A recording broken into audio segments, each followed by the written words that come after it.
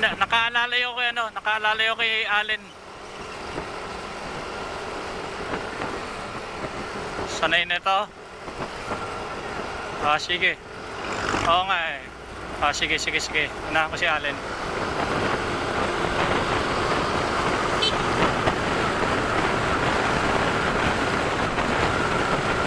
Ayun na, inunahan ko na si Allen.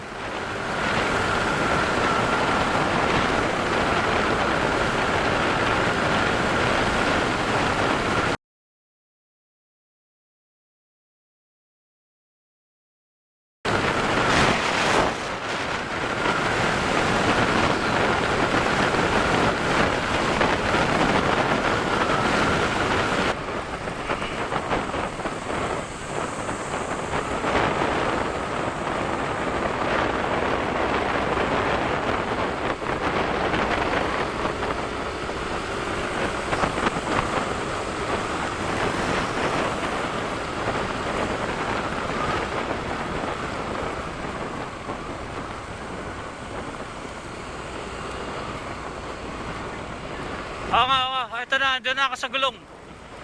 Gumit na kayo May gulungan dyan, Donnie. Umano kayo. Gumit na kayo.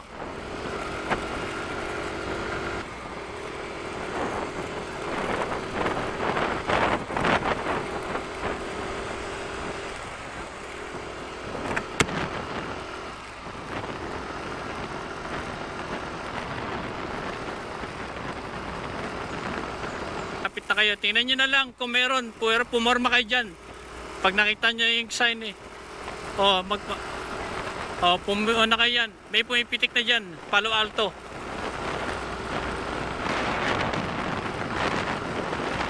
Wala eh. Ito na ako sa ng Palo Alto. Wala.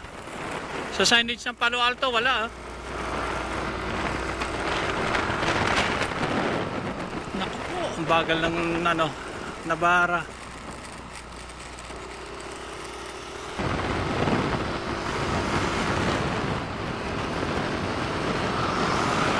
Bagal nito na blue eh.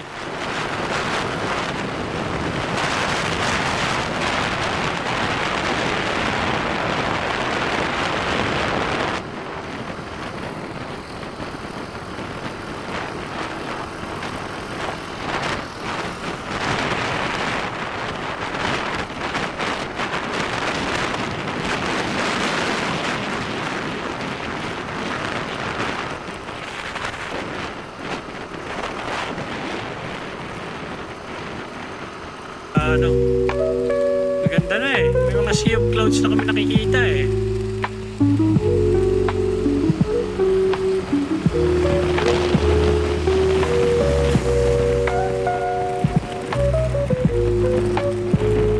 Ganda na ng lugar. Basa yung kalye and may sea of clouds, so that's why normal dito mataas ang alright guys, so nasa Marilaki na kami. Time check 5:48. Actually kanina pa kami, kilometer 47.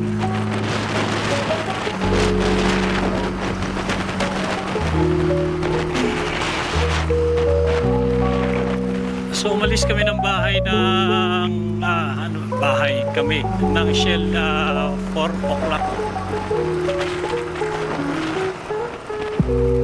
So not bad.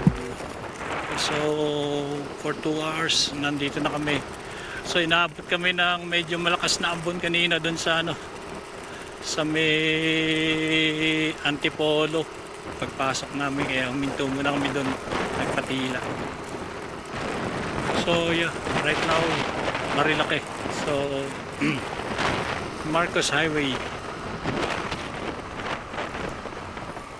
So ito yung minotor namin ni Mrs. dati. So medyo familiar na rin ako sa lugar. So marami mga tropa na na-request na mag-infanta. Kaya yun, after nung kandaba namin last March 2. So talagang in-implement ko na yung in-implement ko na to, ano, yung Infanta na to kasi ano to eh, ito hindi namin natuloy-tuloy na balak noong December pa last year. Gawa nagkaroon ng maraming event sa ACP. So January, ano ba mga ano yun? Basta mayroon mga event na ano, mga sa national tsaka sector, yan o, na ano, na sector na mga activities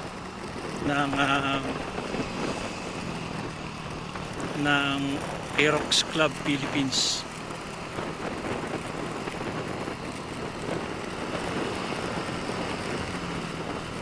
Kaya medyo ano rin talaga, yung mga, kung ano yung trip nila, binigay natin yung trip nila. So this time ano kami, sasagad kami hanggang Real, Quezon. Nice view over here, ganda. So sasagad kami na hanggang Real, Quezon, then bababa ng ano, sa Real medyo doon tatambay na matagal. So si Boss Ola ng ano namin ng spear. So siya yung nakakaalam ng place. Sabi niya doon daw dagat sa Real, Quezon, and then hanggang 1 o'clock, 2 o'clock ano na, evaporate na rin kami dahil mahaba-haba rin yung pauwi naman is up to Cavite, mga 6 hours din, 5 hours to 6 hours. So bababa kami, dadaan naman kami ng ano na Pami. So lalaguna naman kami, palaguna naman yung ano namin, yung ano namin pag-uwi.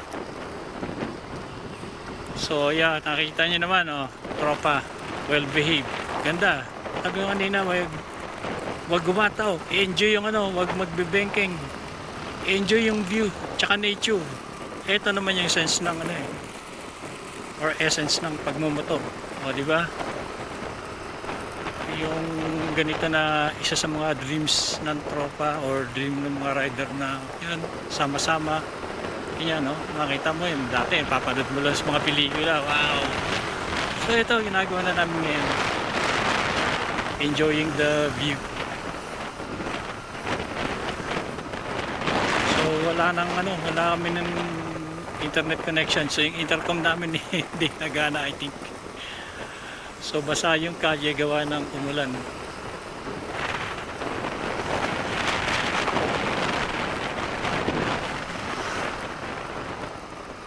So yun no, ang ganda.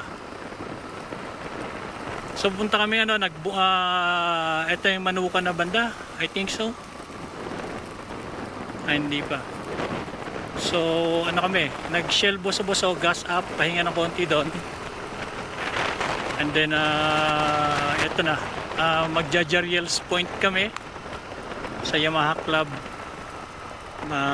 Doon kami magbe-breakfast. So ito yung target namin. So ito yung ano, ito yung Manukan na sinasabi.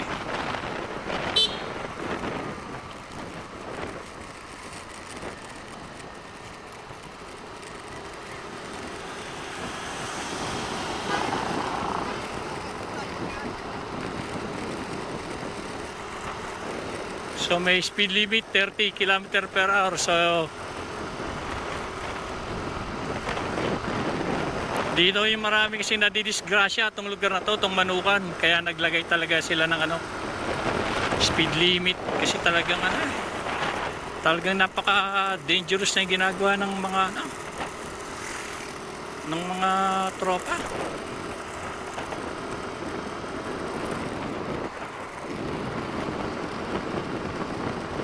Diba? Bakit ka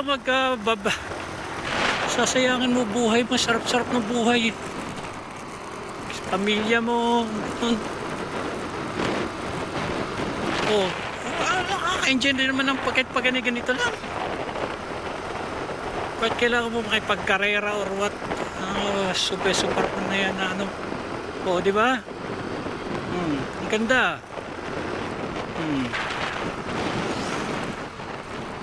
Di ba? Oh. Life. Ganito lang.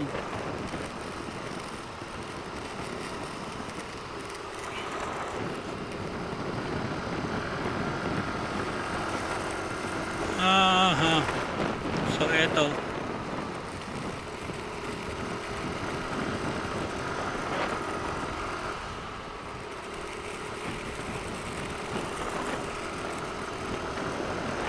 so Georgia's Point, breakfast, and then pagka breakfast doon, hinto namin next is Infanta Quezon, yung welcome arc, kilometer 90. And then yeah, that's when we hit real Quezon na. So yung Infanta Quezon is known for lagi merong light rain. So lahat kami, so may advice naman na magdala ng mga jacket tsaka rain gears para lang ano. So naka-ready naman ang tropa. Naka-ready naman ang mga tropa na if ever na umulan or ano, meron kami dala. Yun lang, nakakatuwa yung ano, being na ginawa nila akong team leader. So sabi ko, gusto ko yung ano yung gusto ng tropa, yung mga participation nila sa rides, yung spear, gano'n, paano yung mga ruta.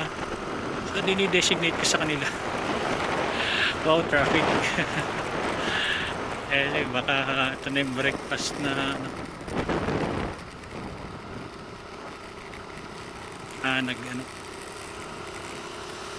nag suddenly one lane at meron truck na hirap umakyat, kaya ganun.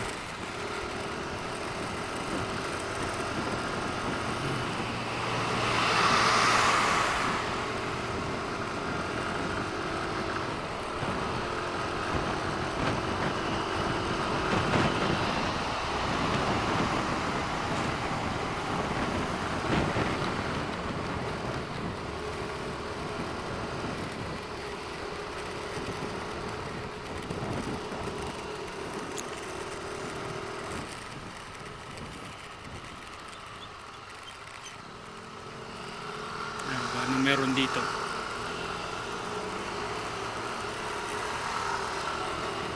At talagang nandun pa sila sa bandang gitna ng ano, kahinto.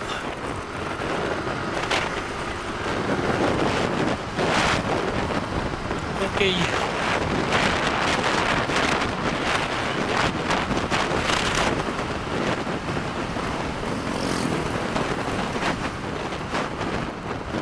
Ang ganda.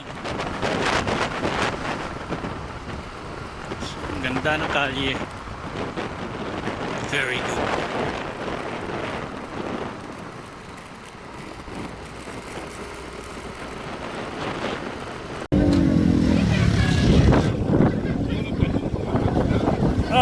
Guys, andito kami, kilometer 90. Lala, batay. Di ba? Di yan naka-live. Dito kami sa Infanta. Sa Infanta kami. Infanta. Ay, wala pa. Doon na naman tayo. Kailan mapopost to? Pag tinamad naman. Bukas ngayon at pagpakailanman. Wala, hindi. Si baby, tawagin baby, hindi ka na. Ay, wala, mama. Wala. Hindi naman naka-live to eh. Hindi nga. Sige, Baby, hindi ka nakasama, wawa. Baby, wawa ka naman. Lebon pa more. Hi, baby. Ito si Boss Allen. Hey! Andito kami finally sa Infanta. Natuloy din ang aming ano. Ito, si Boss Ola sa kilometer 90. O yan, ang aming spear.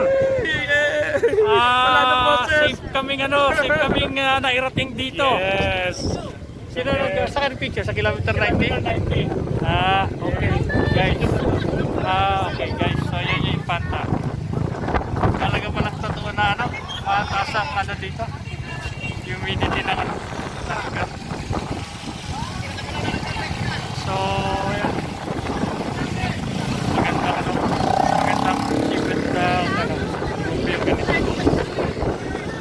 okay, bye-bye.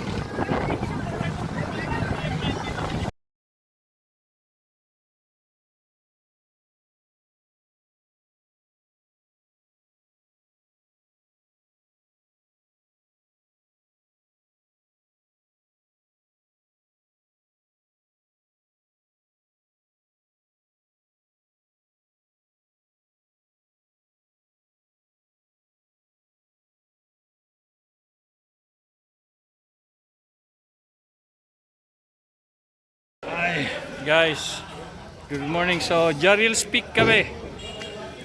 So, stop over dito. Dito kami breakfast. So, ayan. You can see yung background namin. Gaano kaganda yan. Actually, yan o, yan. Tapos yung mga yung bundok na yan na nakikita nyo yung harapan ng kabilang kalye ng Jarril's Peak. Ganda. Talaga yatang totoo na mataas ang precipitation level dito sa lugar na to. Yan, makikita nyo yung baba. So breakfast na kami, medyo gutom-gutom na rin. Then biyahe na rin yung biyahe na rin mamaya-maya. Diretso na to ng Real Quezon. Hindi ko pa na-check kung ilang kilometers, but overall maganda yung takbo namin, masaya. Hindi na nakapag-video long the way, gawa ng lakas ng ambon. Basa na yung GoPro. Nag-memory full na rin. Kaya tumigil na rin ako ng So yung mga tao dito nakain, basa ako, kinatapakan. Ayun, basta ando nakain. Balikan ko na lang kayo. So, ciao.